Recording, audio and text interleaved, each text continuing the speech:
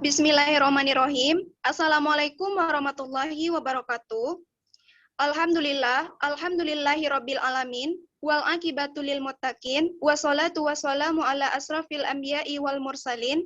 Wa ala alihi wa ashabihi rasulillahi ajmain.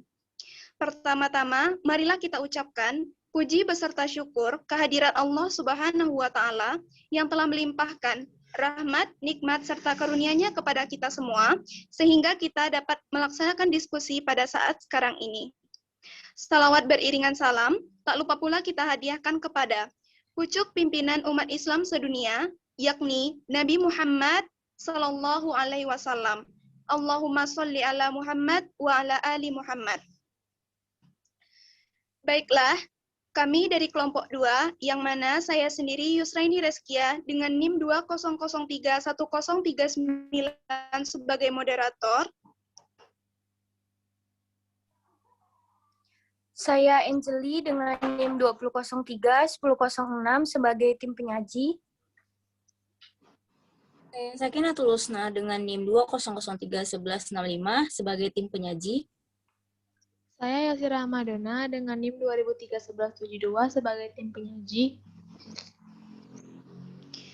Kali ini kami akan mempresentasikan mengenai mikrobiologi air. Untuk materi pertama akan dibacakan oleh Angeli. 1. Komunitas mikroba dalam air. Yang pertama, bakteri. Kelompok bakteri besi, misalnya Crenotorix dan Spirolithilus, yang mampu mengoksidasi senyawa ferro menjadi feri. Kelompok bakteri belerang antara lain Chromatium dan Thiobacillus, yang mampu mereduksi senyawa sulfat menjadi H2S. Yang kedua, alga. Umumnya alga hidup secara bebas di air atau bersimbiosis dengan jasad lain. Mempunyai bentuk uniseluler, filamen yang mengelilingi tubuhnya banyak diselimuti dengan lendir, merupakan divisi Cyanophyta dengan beberapa kelas, yaitu Nostocales, Crocococales, dan Stygonematales. Hydrodiction Chlorella, kelas Crococales. Chlorella adalah genus ganggang hijau bersel tunggal yang hidup di air tawar, laut, dan tempat basah. Yang ketiga, fungi. Fungi hidup tersebar luas, berbentuk uniseluler, umumnya berbentuk filamen atau serat yang disebut micelia atau hifa. Contohnya, Saprolegnia sp, Branchimyces sanguinis, Ictiponus hoveri. Saprolegnia adalah genus dari Oomycota.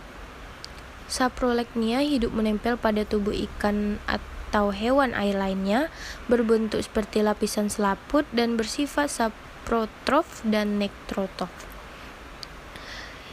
Yang keempat, mikroalgae. Mikroalga adalah alga berukuran mikro yang biasa dijumpai di air tawar dan air laut. Mikroalga merupakan spesies uniseluler. Contohnya Chlorella sp, Pyrodinium bahamense, Ricadesium erythraeum, salah satu spesies dari Cyanobacterium, Noctiluca scintillans, satu spesies dari Dinoflagellata. Yang kelima, virus. Bentuk virus bermacam-macam, antara lain berbentuk batang pendek, batang panjang, bulat, polihedral, ukurannya lebih kecil daripada bakteri. Hanya memiliki satu jenis asam nukleat, contohnya virus Colifac. Yang terakhir, protozoa.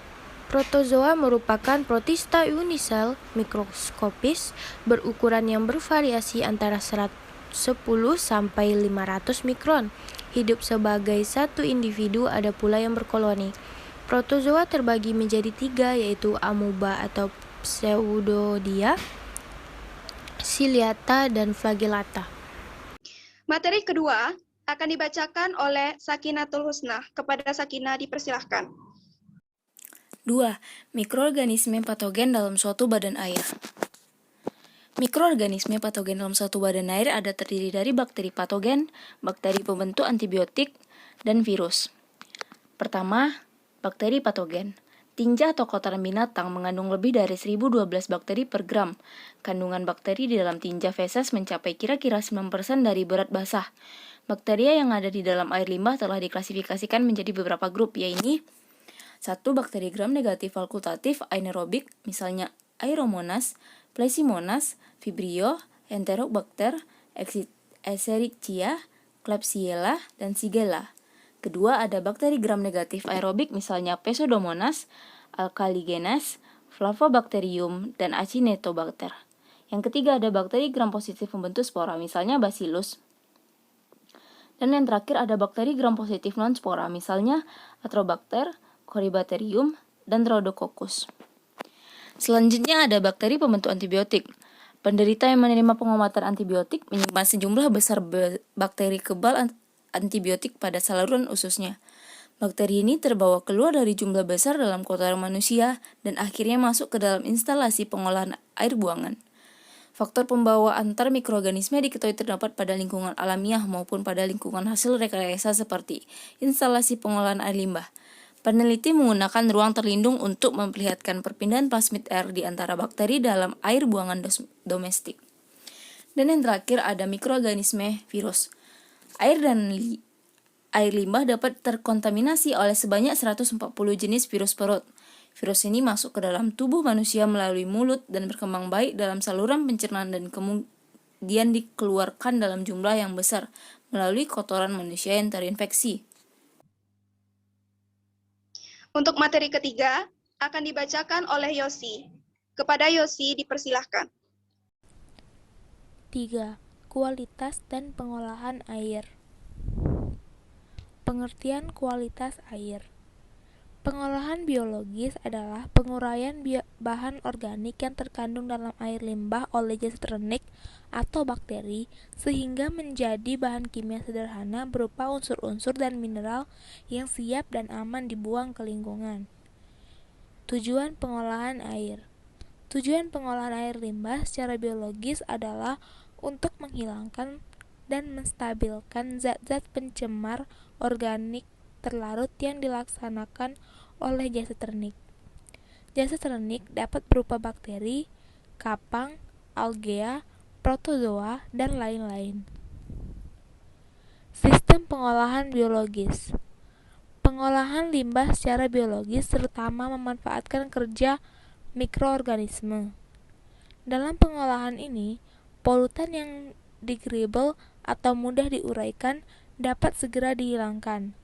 Polutan tersebut merupakan makanan bagi bakteri, sehingga dalam waktu yang singkat bakteri akan berkembang biak, menghabiskan polutan yang ada dalam air limbah dan menghasilkan lumpur biologis sebagai endapan. Proses penghancuran polutan secara biologis dapat dipercepat dengan memacu pertumbuhan bakteri. Bakteri akan tumbuh dan berkembang pesat apabila kondisi yang sesuai bagi kehidupan bakteri dapat terpenuhi. Dan untuk materi terakhir ini akan saya bacakan sendiri. 4. Cara analisis air. Cara analisis air terbagi menjadi 3. Yang pertama, uji fisika sederhana. Secara fisik, kualitas air dapat diketahui dengan menggunakan indera penglihatan, perasa, penciuman, dan mencicipi untuk mengetahui rasa, kekeruhan, warna, dan juga bau. Yang kedua, uji kimia sederhana. Terbagi menjadi 2. Yang pertama, uji kimia menggunakan air teh. Yang kedua, uji kimia menggunakan metode elektrolisis sederhana. Berikut, uji biologi sederhana. Analisis kualitas air secara biologi bertujuan untuk mengetahui ada atau tidaknya bakteri dalam air. Dengan mata telanjang, tidak dapat diketahui keberadaan mikroorganisme. Namun, ini bisa dilakukan dengan uji sederhana, yaitu dengan cara mendiamkan air uji selama beberapa hari, paling tidak selama 5 hari. Baiklah, demikianlah presentasi dari kelompok kami. Terima kasih karena telah menonton. Mohon maaf apabila ada kesalahan. Saya akhiri dengan wabillahi taufik wal hidayah. Wassalamualaikum warahmatullahi wabarakatuh.